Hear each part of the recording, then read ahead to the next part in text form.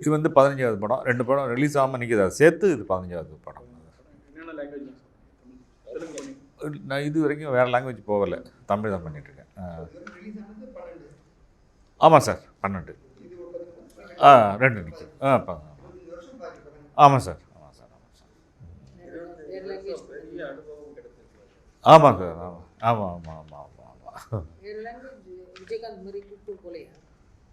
இல்லை கூப்பிட்டும் போகலன்னு இல்லை. கன்னடா, மலையாளம், தெலுங்கெல்லாம் கொஞ்சம் ட்ரை பண்ணேன். பட் தெலுங்கு வந்து எனக்கு அந்த ஃபஸ்ட் படமே மிஸ் ஆகிடுச்சு. நாகார்ஜுன சாருக்கு நான் தான் பண்ணியிருக்க வேண்டியது. அது ஏதோ கொஞ்சம் மிஸ் ஆகி போச்சு. அதுக்கப்புறம் நானும் அந்த பக்கம் போகலை. சரியான வாய்ப்புகளும் எனக்கு வரல. தமிழ்லேயே கான்செப்ட் பண்ணிகிட்டு இருந்தேன் நான். 25வது ஆண்டு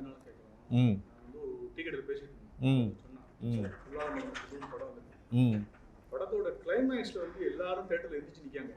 அப்படி ஒரு பாட்டு, அப்படி ஒரு கிளைமேக்ஸ். படங்கள் கிளைமேக்ஸ் அதே மாதிரி போலாம் இந்த மாதிரி இதெல்லாம் இன்னும் பேசப்படுது. ஆமாம், அந்த கிளைமேக்ஸ் வந்து எனக்கே ரொம்ப ஆச்சரியப்படுற கிளைமேக்ஸ் தான். நான் 85வது நாள் என்னமோ வந்து சேலத்தில் அடுத்த படத்துக்கு டிஸ்கஷன் போயிட்டேன். ஏற்காட்டுக்கு பெண்ணின் மனத்தோட டிஸ்கஷன் இருந்தேன். 85வது நாளும் என்னமோ வந்து கீழே வந்து சேலத்தில் ஒரு தேட்டரில் படம் பார்க்கலான்னு போனால் எனக்கு டிக்கெட் கிடைக்கல. அப்புறம் அந்த தேட்டர் ஓனர்ட்டெல்லாம் ரெக்கமெண்ட் பண்ணி அவர் டேரக்டர் ஆனிங்கன்னு 2 சார் கேட்டார். ஆமாங்க அப்படின்னா அப்புறம் சேர்லாம் போட்டு உட்கார வச்சார். அன்றைக்கும் அந்த தேட்டரில் எல்லோரும் எந்திரிச்சு நின்னாங்க. ஃபஸ்ட்டு 5 days வந்து சென்னையில் எந்திரிச்சு நின்னாங்க மொத்த ஆடியன்ஸும். பட் அந்த 85வது நாள் அங்கே சேலத்துலேயும் எந்திரிச்சு நின்னாங்க. ரொம்ப ஆச்சரியமாக இருந்துச்சு. ஆமாம் சார். அந்த ஆமாம் அது ஒரு பேஸ் வந்து எனக்கு வந்து அது வந்து சார்லி சாப்ளினோட சிட்டி லைட்ஸ்லேருந்து தான் எனக்கு கிடச்சிது. எனக்கு அந்த கண்டென்ட் எடுத்து பண்ணி அப்போ வேறு பேட்டர்ன் அது இப்போ இவ்வளோ கமர்ஷியல் இருக்காது, கமர்ஷியல் இன்வென்ஸ் இருக்காது. அது அப்போ பண்ணும்போது அப்போ வடிவேல் இப்போ அப்கமிங்கில் வந்துட்டு இருந்தார். வடிவேல் எனக்கு இந்த சக்கரை தேவன்கிற விஜயகாந்த் சார் படத்தில் ரொம்ப அறிமுகம் அவர்.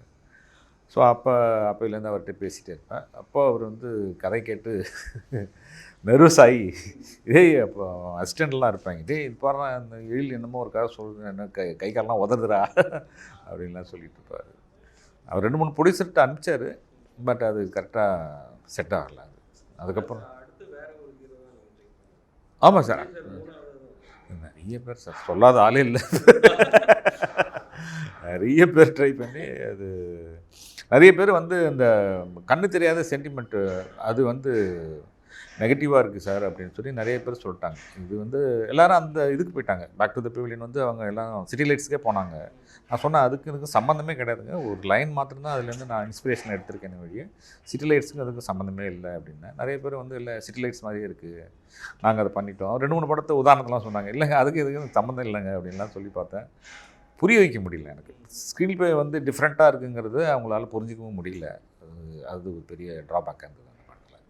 ஏற்கனவே கேட்கப்பட்ட கேள்வி தான் லவ் அண்ட் ட்ராமா போயிட்டு திடீர்னு காமெடி இல்லை. எனக்கு வந்து ஒரு தீபாவளிக்கு அப்புறம் ஒரு கேப் வந்தது. அதுக்கப்புறம் எனக்கு வந்து ஒரு பெரிய அதுக்கப்புறம் சினிமாவே மாறிடுச்சு சார். இந்த டிஜிட்டல் வந்த பிறகு அப்போல்லாம் நாங்கள் ஒரு 10-15 டேரக்டர்ஸ் தான் இருப்போம். அது அங்கே எல்லாருக்கும் தெரியும், உங்களுக்கு தெரிஞ்சது தானே. அந்த 2004-05 அப்புறம் வந்து 2000 பேருக்கு மேலே டேரக்டர்ஸ் வந்து யூனியனில் நான் அப்போ வந்து பொருளாளராக வேறு இருந்தேன். இப்போ சின்ன போஸ்டிங்லாம் இருந்தப்போ நிறைய மெம்பர்ஸ் வந்து சேர்ந்துட்டாங்க.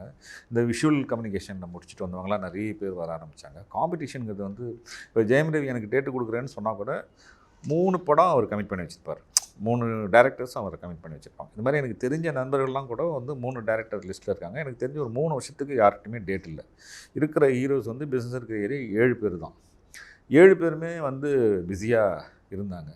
அப்போ இவங்களை விட்டுட்டு தான் நம்ம வந்து படம் பண்ண முடியும் அப்படிங்கிறது எனக்கு தெரிஞ்சுது. ஆனால் இதில் ஒரு நல்ல விஷயம் என்ன வந்ததுனாக்க, நல்ல படம் வந்தால் எந்த படமாக இருந்தாலும் பார்க்கறதுக்கு அவங்க ஆடியன்ஸு ரெடியானாங்க. அது ஒரு ப்ளஸ்ஸு இந்த இதில் மாற்றத்தில் வந்து பெரிய ப்ளஸ்ஸு. ஸோ அப்போ எனக்கு வந்த ப்ரொடியூசர் வந்து என்னோடய நண்பன் தான், பாரின்னு சொல்லிட்டு சிங்கப்பூரில் இருக்கான். ஒரு ₹1.5 ₹2 இருக்குடா மச்சான், நீ வேணா பண்ணு அப்படின்னு சொல்லி வந்தான். ஸோ அவனுக்காக பண்ண கதை கடைசியில் அவன் பண்ணலை, இன்னொரு நண்பன் ரஜி மேனனும் அந்த அம்பேத்குமாரும் தான் சேர்ந்து அதை பண்ணாங்க. பட்ஜெட்டு தான் வந்து ரொம்ப கம்மியாக இருந்தது. ஸோ அதுக்குள்ளே வந்து ஒரு காமிக்கலாக ஒரு லவ் ஸ்டோரி பண்ணலாம் அப்படின்னு தான் அந்த மனமுத்தி பறவைங்கிற ஸ்கிரிப்டை போட்டேன். பட்ஜெட் ரொம்ப கம்மியாக, அது எங்கள் ஊர்லேயே வச்சு எங்கள் வில்லேஜில் எல்லா நண்பர்களும் எனக்கு உதவி பண்ணாங்க. ஆமாம். ஸோ அதனால் எனக்கு அது பட்ஜெட்டுக்காக கம்மி பண்ணி ஒரு பேட்டர்னை பிடிச்சேன். அதில் காமெடி வந்து எல்லாருமே ரொம்ப ரசித்து, அது இன்ஸ்டண்ட்டாக வந்து உங்களுக்கு வந்து ரசிக்கக்கூடிய ஒரு விஷயம் வந்து ஆக்ஷன்ல எல்லாம் இருக்காது, காமெடியில் டக்குன்னு கிடைக்கும் உங்களுக்கு.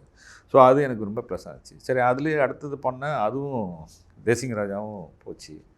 வரவங்களாம் காமெடி பண்ணுங்க காமெடி பண்ணுங்க அப்படின்னோட அப்படியே அதை பிடிச்சி ஓடிட்டுருப்போம். இப்போ ஒன்றும் எனக்கு டச் இல்லை. திரும்ப நானும் போகல சார். நான் போய் வந்து அதுக்கப்புறம் கேட்கவே இல்லை. ஏன்னா ஒரு படம் முடித்தோன்னே ஏதோ ஒரு ப்ரொடியூசர் வந்து இவரை வச்சு பண்ணுங்க அப்படின்றாங்க. ஸோ அதில் உட்காந்துருவேன். ஸோ அடுத்தது ஏதோ ஒரு வாய்ப்பு 1.5 வருஷத்துக்கு 1 வருஷம் ஒன்று வந்துக்கிட்டே இருக்குது. ஸ்கிரிப்ட் பண்ணுறதுக்கு எனக்கு லேட் ஆகுது. அடுத்து இந்த கதை முடித்து ஸ்கிரிப்ட் பண்ணுறதுக்கு எனக்கு ஒரு 6 மாதம் ஆகும். இந்த 6 மாதத்துக்குள்ளே நான் யாரையும் போய் பார்க்கவே மாட்டேன். ஸ்கிரிப்ட் முடிஞ்ச பிறகு நானாக போயிட்டு அதுக்கப்புறம் தான் பார்ப்பேன். நான் அப்போ ஆர்டிஸ்ட்டும் நான் ஃபைனல் பண்ணிக்க மாட்டேன். இவருக்குன்னு ஒரு இந்த ஆர்டிஸ்ட் மைண்டை வச்சுட்டும் ஸ்கிரிப்ட் பண்ண மாட்டேன். ஏன்னா நம்ம நினச்ச ஆர்டிஸ்ட்டு ஜென்மத்துக்கு கிடைக்கவே கிடைக்காது. ஈவன் இப்போ இன்னொருத்தரை வச்சு விக்ரம் பிரபு வச்சு பார்த்தீங்கன்னா விமல் வருவார். விமலை வச்சு பண்ணலான்னாக்க வேறு யாராவது விஷ்ணு விஷால் வருவார். ஸோ அந்த இதுலேயே கொஞ்சம் நிறையா இது இருக்கும். அதனால் அந்த ஆர்டிஸ்ட் தான் அப்படின்னு இல்லாமல் அந்த கேரக்டரை மாத்திரம் ஓப்பனாக விட்டுட்டு நான் ஒரு ஸ்கிரிப்ட் பண்ணிவிடுவேன். ஸோ அதுக்கு எனக்கு ஒரு 6 மாதம் டைமில் நான் யாரையும் போய் அப்ரோச் பண்ண மாட்டேன். அப்படி ஸ்கிரிப்ட் ரெடி அப்படின்னோடனே யாராவது ஒரு ஆர்டிஸ்ட்டோ ஒரு தயாரிப்பாளரோ வந்துடுறாங்க. சரி, பிஸியாக போயிட்டு இருக்கிறதுனால யாருக்கிட்டையுமே நான் போகிறதில்ல. அதுதான் உண்மையான விஷயம். சிவாகிட்ட நான் போகவே இல்லை அதுக்கப்புறம்.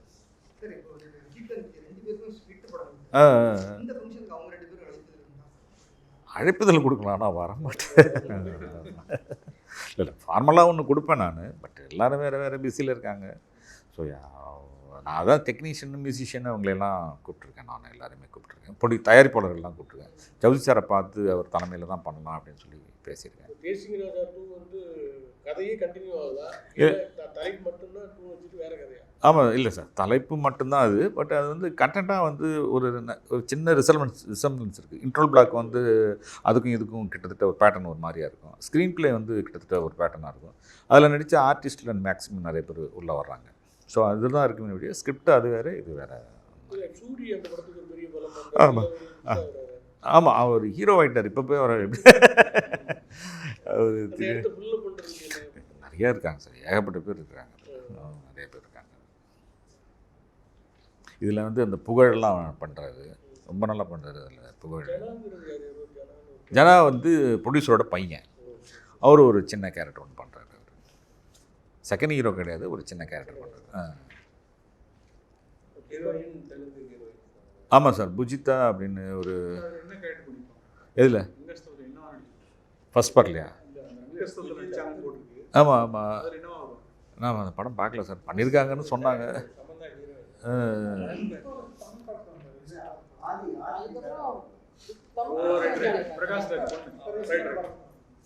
நல்லா இருக்காங்க சார்.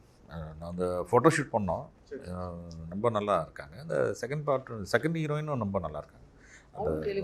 அவங்களும் தெலுங்கு தான், 2 பேருமே ஹைதராபாத் தான். அந்த பொண்ணும் ரொம்ப நல்லா இருக்குது. அது நேரில் பார்த்தா சுமாராக இருக்குது, ஃபோட்டோஜெனிக்காக வந்து ரொம்ப நல்லா இருக்குது.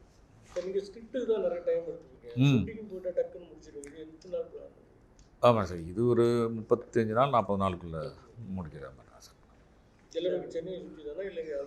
ஆமாம் சார், சென்னை சுற்றி தான் பண்ணுற மாதிரி இருக்கேன்.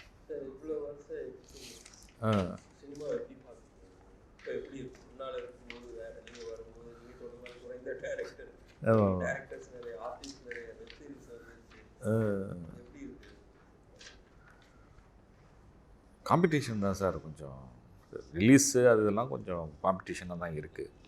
ப்ராடக்ட்டுன்னு வந்து நல்லபடியாக பண்ணிட்டோம் அப்படின்னா அது வந்து 100% ஹிட்டுங்கிறது வந்து தேவைப்படுது சார். ஒரு ப்ராஜெக்ட்டுமே இது வந்து ரொம்ப இதுதான் லாஸ்ட்டுங்கிற மாதிரி முடிவு பண்ணால் தான் அது வந்து அதில் வந்து இது பண்ண முடியும்.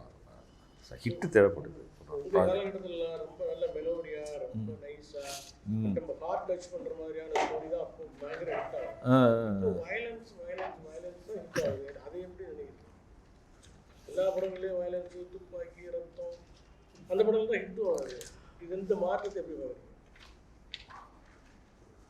மாற்றங்கள் வந்து வரதான் செய்யும், வந்துக்கிட்டே தான் இருக்கும். நம்ம அதை ஒன்றும் சொல்ல முடியாது. அதுக்கு தகுந்த மாதிரி நம்ம மாறணும். அது நம்ம சின்ன பட்ஜெட்டில் பெரிய மாற்றங்களை கொடுக்க முடியாது. பெரிய ஹீரோஸ் வச்சு பண்ணும்போது அந்த மாற்றங்கள் கொடுத்தா அதுலேருந்து வேணால் வரலாமே முடியாது. 25 ஆண்டில் நீங்கள் நன்றி சொல்கிறது இல்லை, நன்றியோடு இன்னமும் நினச்சி பார்க்கணும்னா யாராக நீங்கள் யார் விக்ரம் சார் பார்த்துக்கேன் சார், பார்த்துக்கேன் சார். ஸோ எல்லாரையும் தான் இது வரைக்கும் ஒர்க் பண்ண அசிஸ்டன்ட் டேரக்டர் ஒர்க் பண்ண தயாரிப்பு டைரக்டர்ஸு, முதல் படம் கொடுத்த சௌத்ரி சார்லேருந்து இப்போ இந்த படம் கொடுத்த ரவி சார் வரைக்கும் எல்லாருக்கும் நன்றியோடு இருக்கணும் அப்படின்னு நான் நினைக்கிறேன். சினிமாவில் வந்து இது வந்து தனி மனிதனாக வந்து அப்படியே போயிட்டுலாம் இருக்க முடியாது சார். இது மொத்தமாக ஒரு யூனிட்டாக நம்ம வந்து டீமாக வச்சுக்கிட்டு போகும்போது தான் 4 பேரோட வந்து ஒரு நல்ல ஒரு என்ன ஒரு ஆசீர்வாதம் இருந்தால் தான் இந்த படம் இந்த இண்டஸ்ட்ரியில் நம்மளால் சர்வைவ் பண்ண முடியும் சார். அது இவ்வளோ நாள் வந்தது அப்படி தான் வந்திருக்கேன் நான். இன்னமும் அப்படி இருந்தால் தான் அது கண்டினியூ ஆகிறதுக்கு. உங்கள் அசிஸ்டன்ட்ஸ்லேயே நிறைய பேர் டைரக்டர் ஆகிட்டாங்க. ஆமாம் சார். ப்ரெஸ் ரிலீஸில் ஒரு ப்ரெஸ் ரிலீஸாவது வெளியில் அசிஸ்டன்ட். ஆமாம் சார். மூர்த்தி பெரிய ஹீரோ வச்சு பண்ண ட்ரை பண்ணலையா? இல்லை சார், இப்போது ஒரு 1 இயர் பேக் வந்து சௌத்ரி சார் கூப்பிட்டுட்டு அப்போ வந்து ஒரு தெலுங்கு படம் பண்ணியிருந்தார். இது சிரஞ்சீவி சார் வச்சு பண்ணிட்டு இருந்தார். அப்போ கூப்பிட்டு ஒரு படம் பண்ணுறா, பிரம்மாண்டமாக பண்ணுறா, அது சார் கொஞ்சம் ஒரு லைன் ஒன்று இருக்குது, ரொம்ப பெருசாக இருக்குது அப்படின்னு. எவ்வளோ பெருசாக இருந்தாலும் பண்ணுறா அப்படின்னாரு. அப்புறம் அவருக்கு அந்த தெலுங்கு படம் கொஞ்சம் ஆவரேஜாக போச்சு, பெருசாக வரல அந்த இது. அப்புறம் அவர் கொஞ்சம் அதுக்கப்புறம் இந்த 6 மாதத்துல என்னமோ அவருடைய இது கொஞ்சம் இதாகி, இருடா நான் கூப்பிட்றேன் இதில் என்னன்னா அவர் கொடுத்த ஃபோர்ஸில் நான் பிரமாதமான ஒரு ஸ்கிரிப்டை ரெடி பண்ணிட்டு வந்தால் சரி இருக்கட்டும். இப்போதைக்கு சர்வைவல் ப்ராப்ளம் வந்துச்சு, அதுக்குள்ளே நம்ம பெரிய சம்பளம்லாம் வாங்குறதில்ல. ஸோ அது கரெக்டாக ஒரு 1 இயர் தாங்கும். அது 1.5 இயர் 2 இயர்ஸ் ஆனோடனே, இந்த கொரோனாவில் 2 வருஷம் ஆனோடனே சரி மற்ற ப்ராப்ளம்லாம் வந்தோடனே சரி உனத்தை ரெடி பண்ணி நல்ல ஒரு காமெடி ஸ்கிரிப்டும் இந்த தேசிங்க ராஜா பார்ட் 2 இருந்தது. இதுக்கு போய்டுவோம், இதுக்கப்புறம் இந்த பெரிய ஹீரோஸை பிடிச்சி எப்போ வருவாங்கன்னு தெரியாது, வரும்போது பண்ணிக்கலாம் அப்படின்னு சொல்லி ஒரு ஸ்கிரிப்ட் பண்ணி வச்சுருக்கேன். பட் அது ரொம்ப கஷ்டம் சார். ஆர்டிஸ்ட் டேட்டுங்கிறது வந்து ரொம்ப சிரமமாக தான் இருக்குது. அவங்க ஒரு நோக்கிலையும் பிஸ்னஸ்லேயும் போயிட்டு இருக்கும்போது, ஸோ அது வந்து கிடைக்கும்போது கிடைக்கட்டும் அப்படின்னு சொல்லி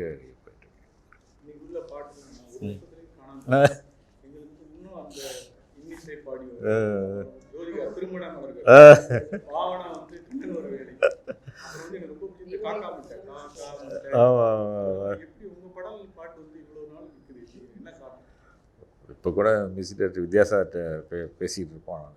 என்னடா என்ன ஆச்சு எங்களுக்கு, ஏன் இப்படி மாறி ட்ரெண்டை பாட்டு வந்து இப்படி போயிட்டுருக்கு அப்படின்னு சொல்லி என்கிட்ட கேட்பார். ரொம்ப அவருக்கு அதில் மன வருத்தம். ஒரு நல்ல மியூசிக் டைரக்டர் அவர். பட் ஆனால் நல்ல பாட்டு போட்டால் கேட்குறாங்க சார். இப்போ என் படத்துலலாம் மெலோடியெல்லாம் நிறைய போடுறேன், அது நல்லா கேட்குறாங்க. அது எல்லா பாட்டுமே நல்லா தான் கேட்குறாங்க. எதுக்கு மாறி இப்படி வேறு பேட்டர்ன் பண்ணுறாங்கங்கிறது எனக்கு தெரியல. பாட்டு நல்லா கேட்குறாங்க. இண்டிவிஜுவல் சிங்கர்ஸ்லாம் நிறைய பேர், அந்த பிரதீப் மாதிரி நிறைய சிங்கர்ஸ் வராங்க. என் பொண்ணு பையன்லாம் அங்கே போய் உட்காந்து நல்ல பாட்டு கேட்டுட்ருக்குறாங்க. இது என்னடா இது, சினிமாவில் வந்து அந்த மாதிரி மெலோடிஸ் வர மாட்டேங்குது. பட் அவங்க இண்டிபெண்டன்ட் சிங்கர்ஸ் பாடுற பாட்டை போய் இவங்க உட்காந்து கேட்குறாங்க. அவங்க ஃப்ரெண்ட்ஸ் எல்லாம் போய் கேட்குறாங்க. அப்போ அவங்க கேட்கறதுக்கு ரெடியாக இருக்காங்க. 2Kன்னு நம்ம சொல்கிற இந்த கிட்ஸ் அவங்க கேட்கறதுக்கு ரெடியாக இருக்கிறாங்க. நம்ம தான் அதை கொடுக்குறது இல்லை. இல்லை சார், ஒரு ப்ராஜெக்ட் ஒரு ப்ரொடியூசர்கிட்ட போய் பேசிகிட்டு இருக்கும்போது வித்யாசார் மியூசிக் பண்ணலாம் அப்படின்னு சொன்னாங்க. அப்போ பேசிகிட்டே இருந்தால் அப்புறம் வேறு ப்ரொடியூசர் வந்துட்டேன். சார்கிட்ட பேசிகிட்டே இருந்தேன்.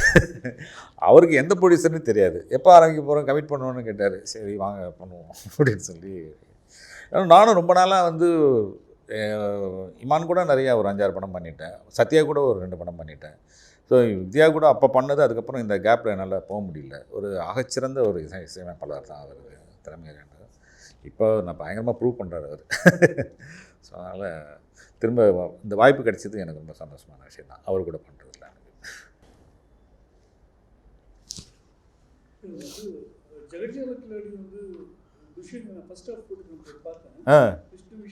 ஆமாம் ஆமாம் ஆமாம் ஆமாம் யோகி பாபு எல்லாமே இருக்கா, நல்லா இருந்தது. அதுக்கு மார்க்கெட் வேலையும் ஏறிக்கிட்டே போயிட்டு இருக்கு. ஏன்னா இப்போ யோகி பாபுக்கு சம்பளம் ஜாஸ்தி ஆகிடுச்சு. விஷ்ணு விஷாலுக்கும் இப்போ பிஸ்னஸ் நல்லா இருக்குது. அவர் 5.5 தான் பண்ணி கொடுத்தாரு. பட் இப்போ அது வந்து 10-12 ரூபா வரைக்கும் அது வந்து ஆஃபர் இருக்குது. ஸோ அதில் சின்ன காம்படிஷன் இருக்குது. அது முடிஞ்சு வந்துடும் அந்த படம் வந்தால். இந்த 2 படமே ஹிட் படம். அதுதான் எனக்கு பெரிய ரொம்ப வேதனைக்குரிய ஒரு விஷயம். 1000 ஜென்மங்களும் ஜிவியோட படம், ரொம்ப நல்ல படம் அந்த படம். அது 2 காமெடிங்கிறதுனால இது ஹொரர் மூவி. இது 1000 ஜென்மங்கள் அதுவும் 100% ஹிட்டு தான் அது. ஸோ அதுவும் அவர் கரெக்டான டைம் டேட்டுக்கு. அவர்கிட்ட பிரச்சனை கிடையாது. ரமேஷ் பிள்ளை சாருக்கு பிரச்சனை இல்லை. துஷ்யந்துக்கு சின்ன ப்ராப்ளம் இருக்குது. ஸோ அவர் கொண்டு வரதில் எந்த பிரச்சனையும் இல்லை. அதனால இந்த மாதத்தில் கொண்டு வரது.